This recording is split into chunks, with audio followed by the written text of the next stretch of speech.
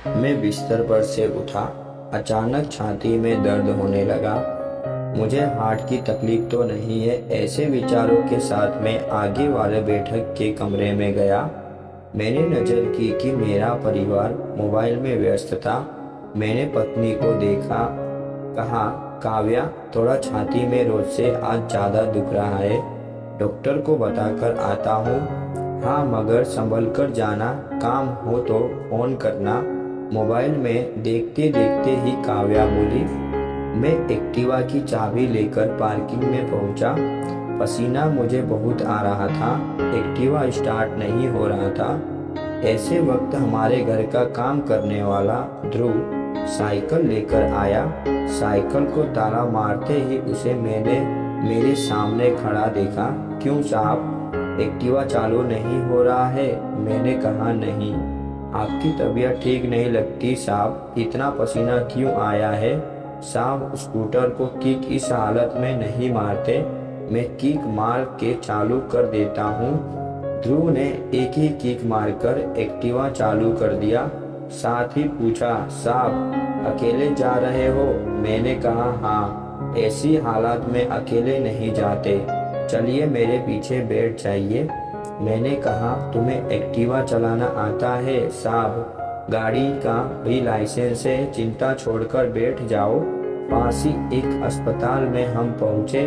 ध्रुव दौड़कर अंदर गया और व्हील चेयर लेकर बाहर आया। साहब, अब चलना नहीं, इस कुर्सी पर बैठ जाओ। ध्रुव के मोबाइल पर लगातार घंटियां बजती रही।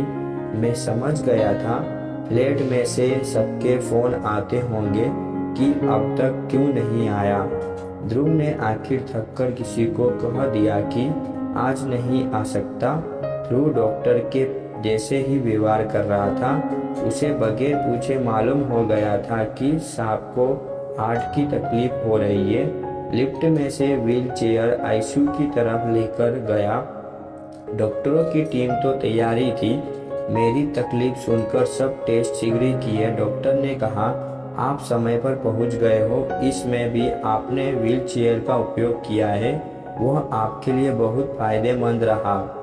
अब कोई भी प्रकार की राह देखना वह आपके लिए हानिकारक होगी, इसीलिए बिना देर किए हमें हार्ट का ऑपरेशन करके आपके ब्लॉकेज जल्द ही दूर करने होंगे। इस फॉर्म पर आपके स्वजन के हस्ताक्षर की जरूरत है। डॉक्टर ने ध्रुव को सामने देखा। मैंने कहा, बेटे दस्तखत करने आते हैं साहब, इतनी बड़ी जवाबदारी मुझ पर न रखो।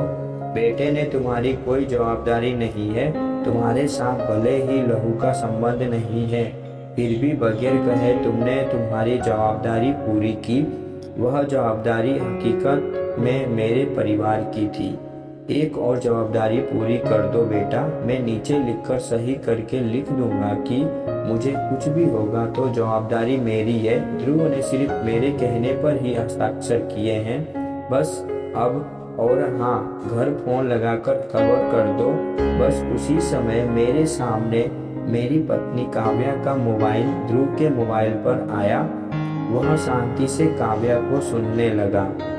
थोड़ी देर के बाद ध्रुव बोला, मैडम, आपको पगार काटने का हो तो काटना, निकालने का हो तो निकाल दो, मगर अभी अस्पताल ऑपरेशन शुरू होने के पहले पहुंच जाओ।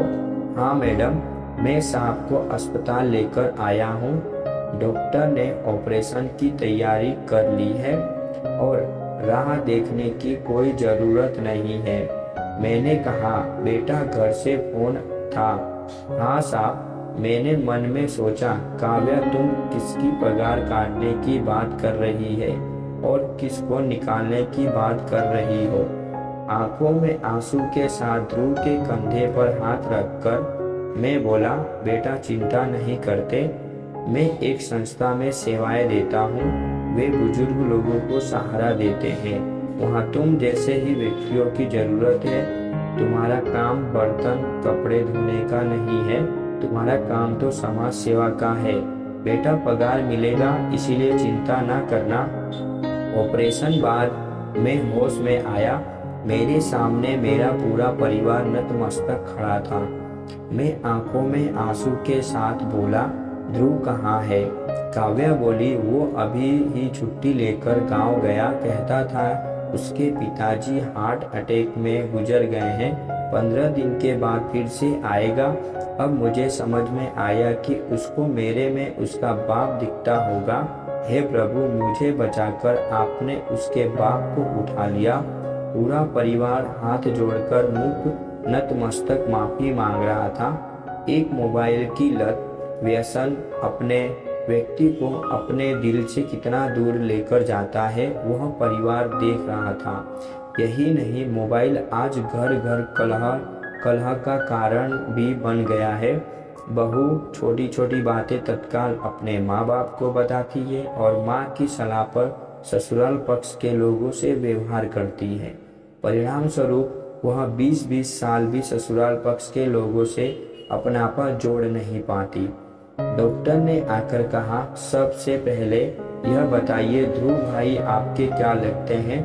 मैंने कहा, डॉक्टर साहब, कुछ संबंधों के नाम या गहराई तक न जाए तो ही बेहतर होगा, उससे संबंध की गरिमा बनी रहती है।